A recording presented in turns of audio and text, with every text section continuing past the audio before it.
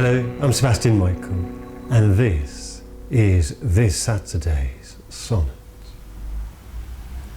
Two loves I have, of comfort and despair, which like two spirits do suggest me still. The better angel is a man right fair, the worse spirit a woman coloured ill.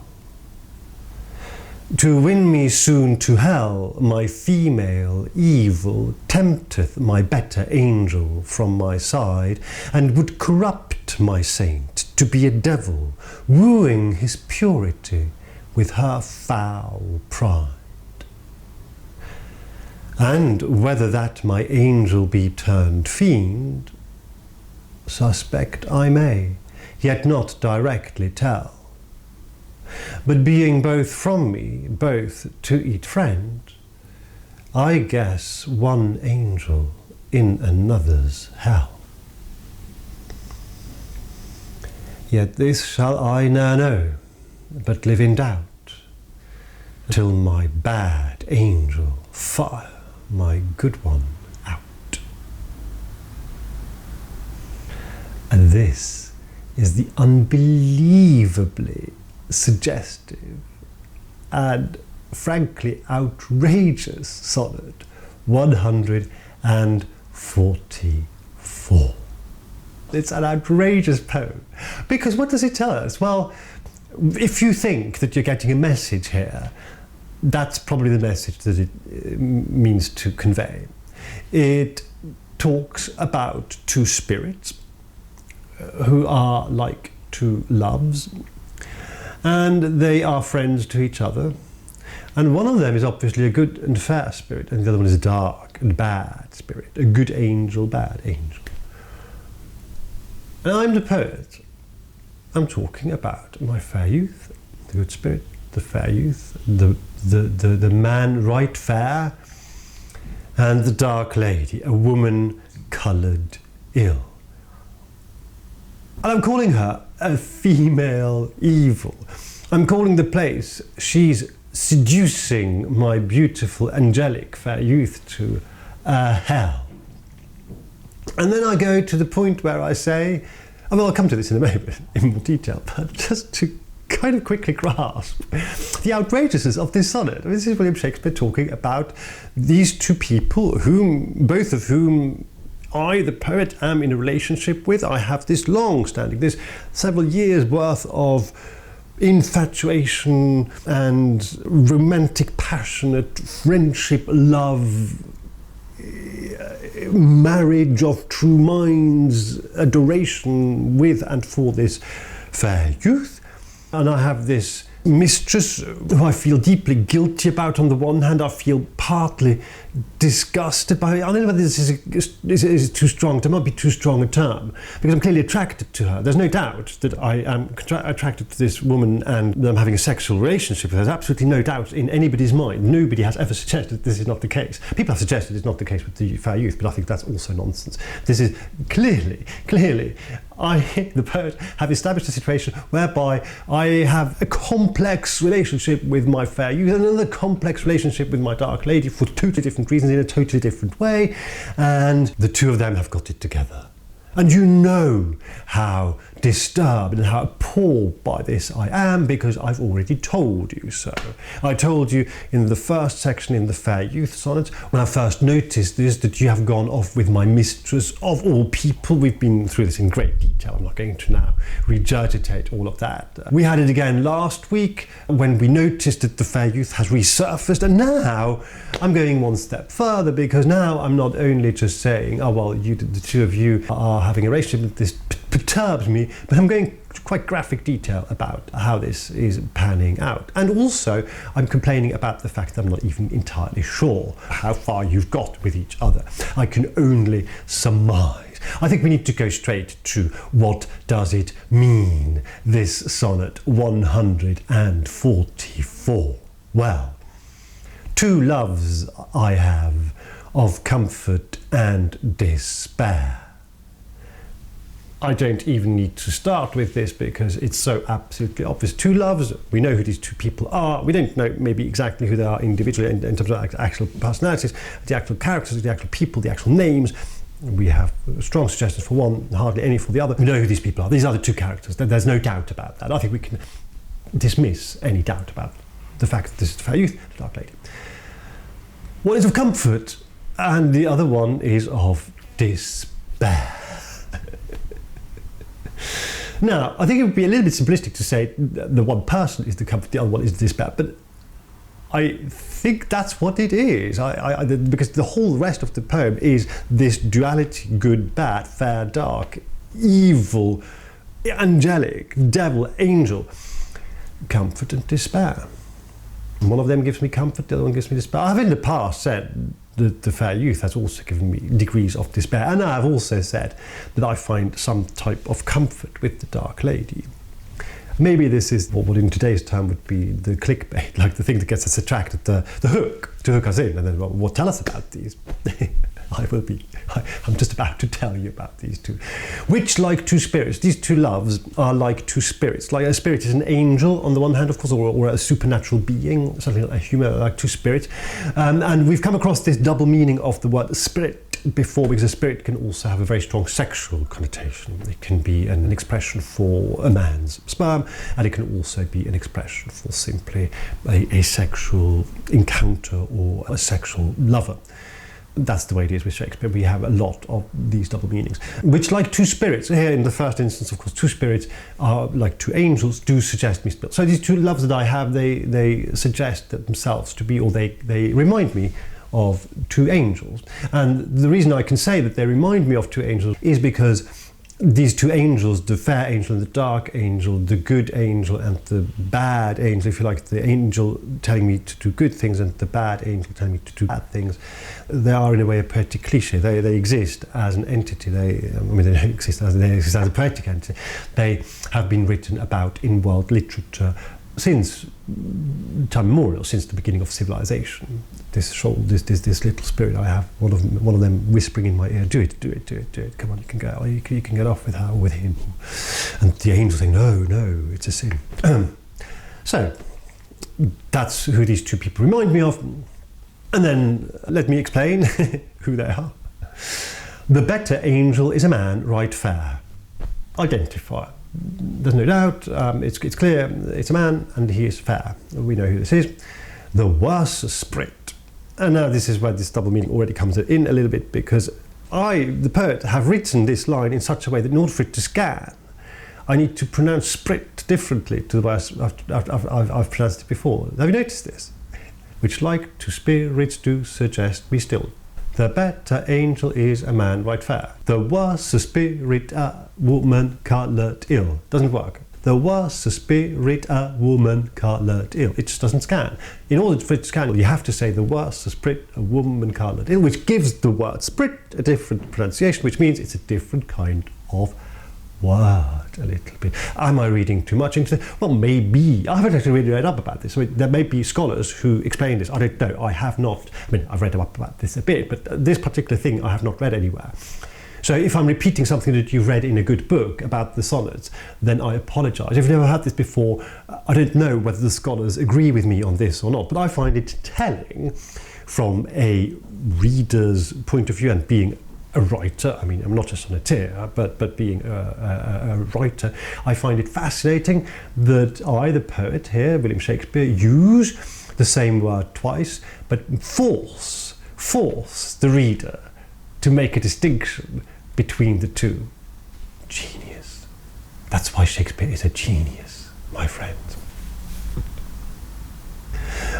And we've had this before. We know who this is now, of course, because the worse spirit, the woman coloured ill, is the dark coloured lady. She has a darker type skin, she's got dark hair, dark eyes, dark brows. We know all this already.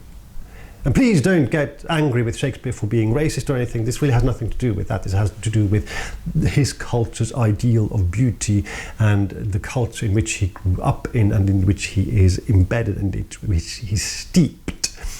What they make of the concepts of dark and light, of light and darkness, and of black and white. I do not. accept. Not that I've really particularly heard it, but sometimes people get a little bit scared about these things because they think, oh, does that mean that our Will is a racist? That's absolute nonsense. Seriously, seriously. Well, quite apart from the fact that he's having an affair with this woman and he loves her in a certain way. But he's not so happy with her. Because listen what comes next. To win me soon to hell. Now, in order to win me to hell. Now, this word hell also always finds itself with the potential, at the very least, for many meanings.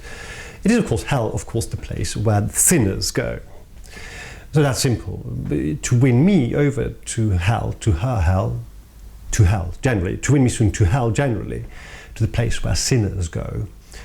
My female evil, she is the guilty party here. She is to blame. The female evil tempteth my better angel. She tempts the fair youth from my side, away from me. By the way, bracket, all of this could, of course, to the innocent mind, or to the uninitiated, or to the incredibly naive, or to the willfully, purposefully blind, or to the person who just cannot imagine anything other than holy behavior. This could all be interpreted in a metaphysical way. This could all be interpreted as literally metaphorical, if you see what I mean. You could, if you wanted to, read this whole thing as just talking about the parts of myself. Nonsense, I can tell you. There is no doubt about this. You do not read 143 of Shakespeare's sonnets to arrive at this and think he's not talking about two actual people. And would corrupt my saint to be a devil. But again, this doesn't need much explaining. She would, that's what she would like to do, that's what her intention is. Would is, in Shakespeare's language, often used, not just as a conditional, but also as an intention. So this here does not mean she would if she could. This means that she intends to, she would, she wants to. That's what this means. Would corrupt my saint. My saint is my beautiful, angelic, innocent, fair youth. And he's a saint. And she's corrupting him to be a devil. Well, again, you're a devil when you succumb to the other place, to hell, when you either do or instigate sinful deeds against God. That's what a devil does.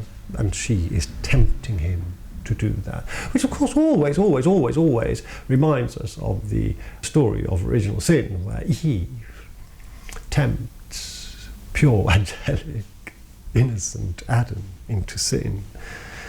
And then they are rejected from paradise, wooing his purity with her foul pride.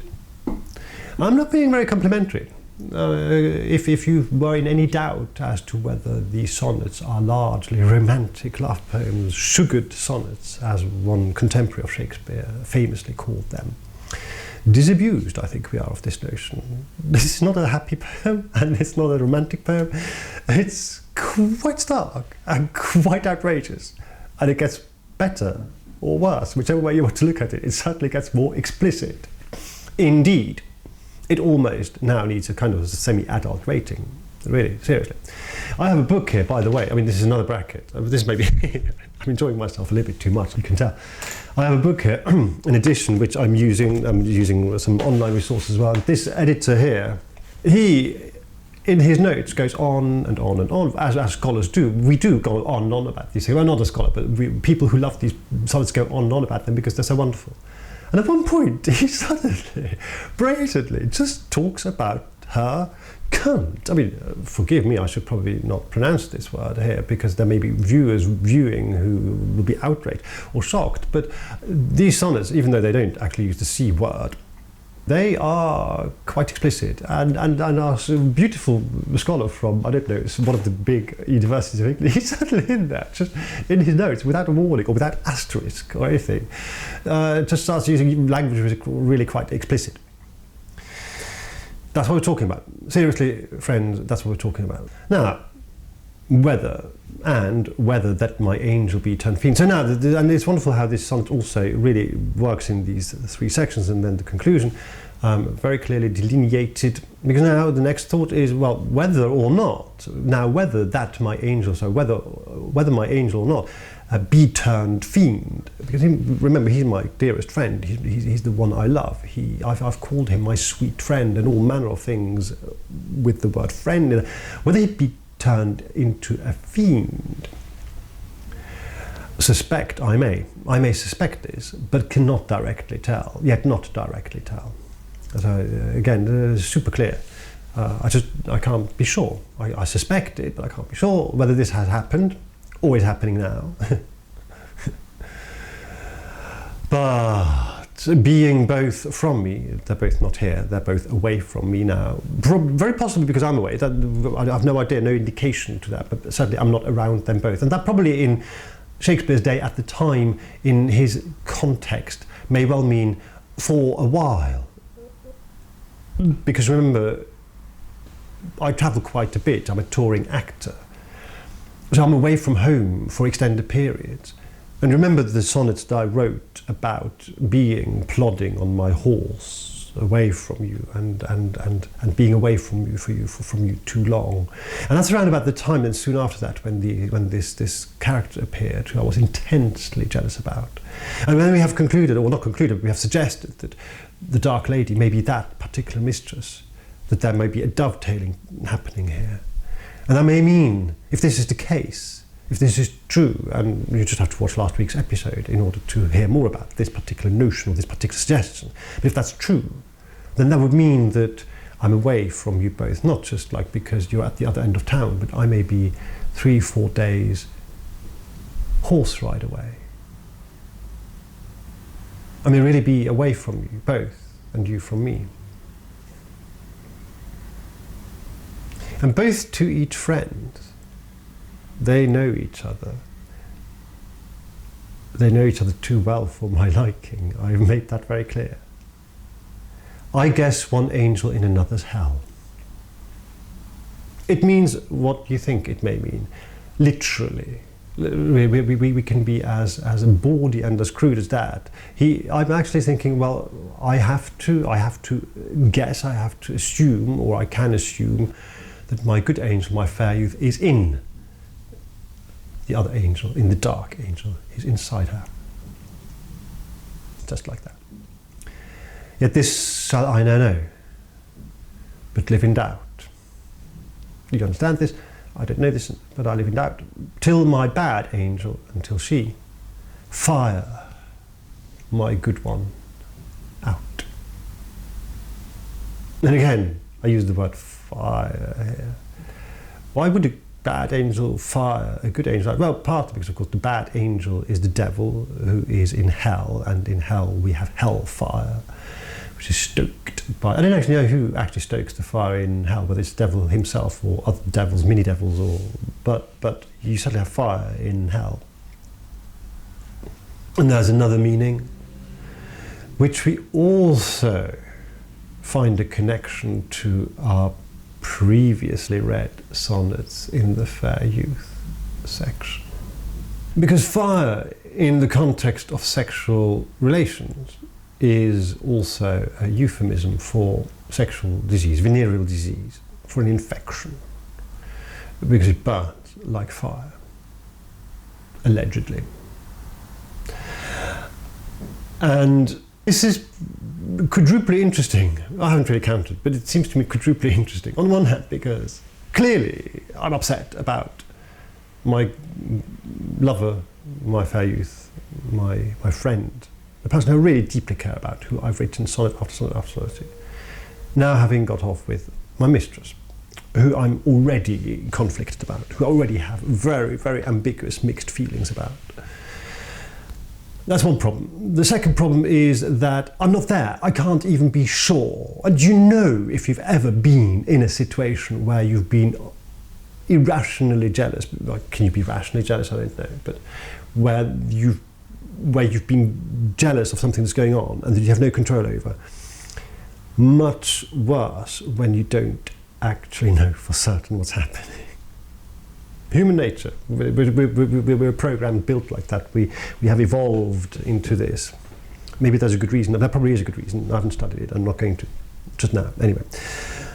And then this notion, very, very important to this whole, not just sonnet, but to this whole section, to this whole intricate, highly conflicted relationship with the Dark Lady and this highly complex relationship with the fair youth, is the fact that the fair youth, to my mind, clearly, the way I write about him, is untarnished, is innocent.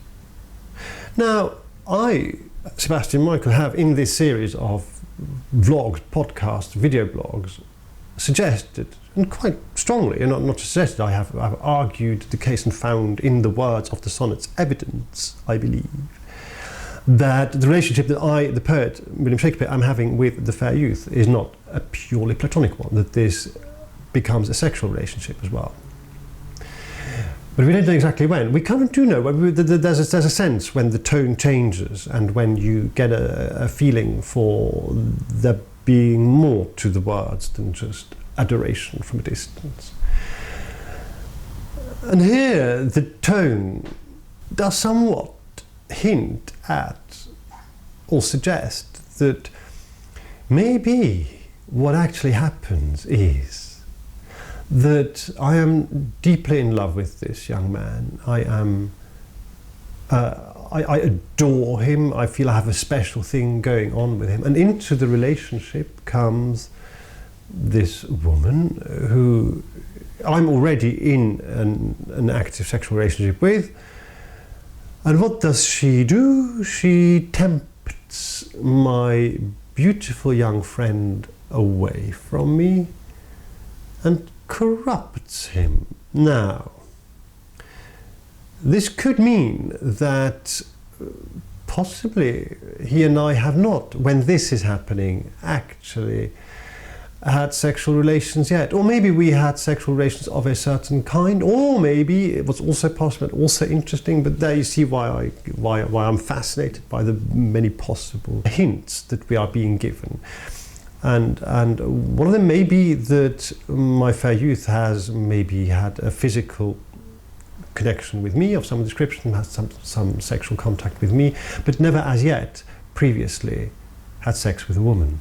And that would make sense, because we know for certain about our young man, our young fair youth, that he has been refusing to get married. That's the whole problem. That's the whole way I very possibly got involved with him in the first instance. That somebody needed some poems to tell this young man to get on with it and marry. And so it could well be that by this point in the proceedings, wherever exactly they are, and my hunch is I would favour more strongly now than even last week, that these dovetail with the fair youth sonnets, that this is happening relatively early on in the relationship, that maybe by this time our fair youth, however close physically and emotionally he is to me, maybe even to other men or other young men, has maybe not ever actually had sex with a woman before. And what does my mistress do when I'm not there? She goes and seduces him. And that is terrible, as far as I'm concerned. That is really not on. That is terrible. I feel bereft by this, and I feel betrayed. And I feel that she's corrupting him. The language is unequivocal about this. I am absolutely not ready to negotiate this with myself. I mean, sometimes when I'm in two minds or several minds about something, I will quite carefully consider the various shadings that something might take on. Here, it's pretty much black and white. It's dark and light. It's night and day. It's good and bad. It's angel and devil. And that's where we're at with this sonnet 144. Shakespeare has made me say the C word now, on camera. I probably can never live this down again. But there you go. This is what beautiful Elizabethan poetry can do to you. A bit of context. It helps, as always, to embed these sonnets a little bit in the story, how we got there from where we were. With these sonnets, with the Dark Lady sonnets, this is slightly more difficult, because if our suggestion that we have made is correct, that they dovetail with the Fair Youth sonnets, that this is not a case of the Fair Youth sonnets being written in a sequence, the Fair Youth sonnets ending, the Dark Lady sonnets starting, but actually what happened. If that's true, I'm saying if, I really don't, we can't be sure. But as I said in the last episode, there are strong hints that this may be the case. But if that's the case, then that means that while the Fair Youth sequence is like the master sequence, is like the big body of work into which these then drop, then that would mean that there may be gaps between the Dark Lady sonnets. Having said that, it also sounds to me like this Dark Lady affair or situation does not last for anywhere near as long as the Fair Youth relationship lasts. But be that as may, they clearly belong together, and they may be or may not be interspersed with the Fair Youth sonnets, or may, in fact, to be more accurate, intersperse the Fair Youth sonnets. But let's have a quick look to see where they fit, or how they fit.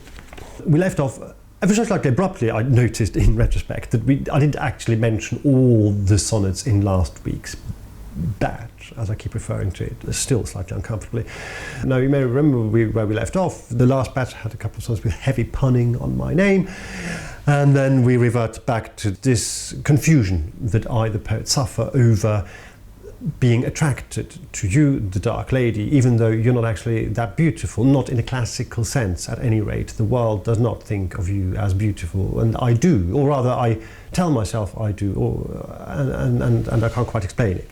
And I'm very conflicted by that, and I ask questions such as, "Thou blind fool, love, what dost thou to mine eyes that they behold, and see not what they see?" I question my judgment. In fact, I not only question it, I declare my judgment weak and derailed, and I repeatedly in this last batch express how puzzling this is for me and how confusing. That I love this woman, and I even say things like, "When my love swears that she is made of truth, I do believe her, though I know she lies." And then I ask a question, why is this so? Why do I believe my love, this Dark Lady, when she swears that she is truthful, when I full well know that she is not? I've called her in contrast to a several plot, in other words, a piece of territory that is separate and private to me, the commonplace for all the world. And then a bit later on in the sequence here in 138, which is the one I'm talking about right now, I wonder how is it that I pretend that I believe her when she pretends to think that I'm younger than my years. We are both deceiving each other. We're playing a game. We are both deceiving ourselves, deliberately knowing full well. She knows that I'm past my best, is what I talk about myself here. As Shakespeare, I think I am past my prime, and I know that she's not true to me. I know that she's promiscuous. We could argue promiscuous in the extreme, certainly very promiscuous, and yet we both somehow find a kind of accommodation in this arrangement. We both play along with this, and I always still use the word love, after all, because love's best habit is in seeming trust. In other words, it's best in love to seem to be truthful, even if you're not. And age in love loves not to have years told. And in love, it's also best not to inquire too closely about somebody's age. And then I want to mention 141, though, because we're charting the route, aren't we? And on this route, 141 may be a little bit interesting. I mean, they're all very interesting, but maybe particularly interesting because here I say, "I do not love thee with mine eyes," and then again about the error of my eyes, but it ends on something which is quite interesting. "Only my plague thus far I count my gain, that she that makes me sin awards me pain." This could all be metaphorical, poetic language. I mean, it is clearly poetic language, but it could all be purely metaphor. The plague of the pain of love, the plague of being in love, and especially guiltily. That she that makes me sin awards me pain, this pain of feeling guilt. Could be, and very possibly is, and probably is, either way, in any case.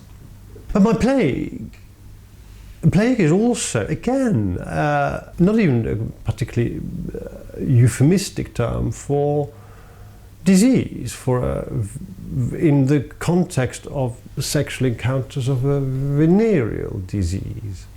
That she that makes me sin awards me pain. And here it may be worth pointing to something that happens outside the sonnets. I eschew this normally. Almost everything we've said in this whole series has been taken from the sonnets themselves. What do the words tell us? And I made it very clear, I hope, when I made an exception to that. Here we may want to make an exception because there is an interesting incident. And it's interesting for all manner of reasons, but it's fascinating because we know that I'm agitated, or become rather agitated, about slander, rumour, wagging tongues. We mentioned these on several occasions as we went along. We know this is a great concern, that people are talking in a bad way. And here, in this Dark Lady sequence, I keep making these references or dropping these hints or finding vocabulary that as much as suggests that into this relationship comes not only a jealousy and the pain of guilt, but also an infection, a disease, a plague, the fire of illicit sexual encounters. And if, as we have suggested, it might be the case, these sonnets dovetail with the fair youth sequence, and then depending, of course, exactly on the timing, which we also discussed at length, they may just coincide with the publication of a pamphlet in which, very thinly disguised, one of the pamphleteers of the day, one of the wits, one of these writers who, they're a bit like critics today, I suppose, also, or columnists. People with strong opinions, essentially, and very often, I mean, you wouldn't want to generalize, but it's probably true to say that a lot of opinion op-ed writers and most particularly a lot of critics tend to be of a not only critical disposition but also quite a lot of time of a cynical disposition. Well, there's a person who writes under a pseudonym who publishes a pamphlet in which two characters, thinly disguised but quite easily, maybe not strictly identified, but quite easily found to be a parallel of William Shakespeare and the young Earl of Southampton, are infected with a sexually transmitted disease they pick up from the same woman. And it would burst the parameters of this blog, and also in a way the practice of it, the ethos or the practice or the approach to it, if I now were to go and give you all the sources and go into great detail. But I think it's worth dropping that in as a little thing to be aware of. That there is an outside world, and in the outside world things are happening. And some of these things that are happening in the outside world are, on occasion, quite pertinent to what is happening inside the sonnets. And this is why I feel emboldened, you could say, a little bit, to take an interpretation or to read these words with these double meanings. Because you can, of course, argue, well, that the punning or the double meaning is maybe just purely in the reader's mind. Maybe if you have that kind of mind, you will read that kind of thing into it. This is a possibility. We cannot rule out completely. I think we can rule out completely. But in theory, we cannot rule out completely that Shakespeare was as innocent as a choir boy. Are they that innocent? As innocent as a choir boy, penning with a quill, beautiful poetry that is purely spiritual and purely platonic and purely metaphorical, and that the bad spirits and the good spirits are the tempted side of himself and the tempting side of himself. And I think it's not only nonsense, it's also, as you can guess, me saying extremely unlikely.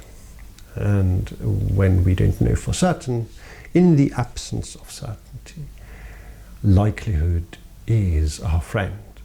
And here I think the likely situation is that there are some quite unpleasant things going on, not only on an emotional but also on a physical level. But remember, this is a very physical period, a very physical time we live in. This is a rough and ready and physical and visceral world we live in which there is little protection from anything. And it's unbelievably easy and unbelievably quick to pick up disease and infection. And that may be the note on which we end this particular episode, but despair ye not. Because there is one more, and only one more. This is very nearly the end. We are very nearly at the end of Saturday's Sonnet. Will be just one more episode, and then that's it. The last one I'm going to be talking about in detail is a particularly special one, because it stands unique in the sequence for a number of reasons that have occupied Shakespeare lovers and scholars and sonnet readers' minds for centuries. So there is something very, very interesting to look forward to, and special, and actually very beautiful as well. We are leaving this episode here today on a slightly troubled, perturbed, and maybe a little bit unpleasant note. But as you can imagine with Shakespeare, there is a kind of redemption. And so, remember, love is the power, and see you next week.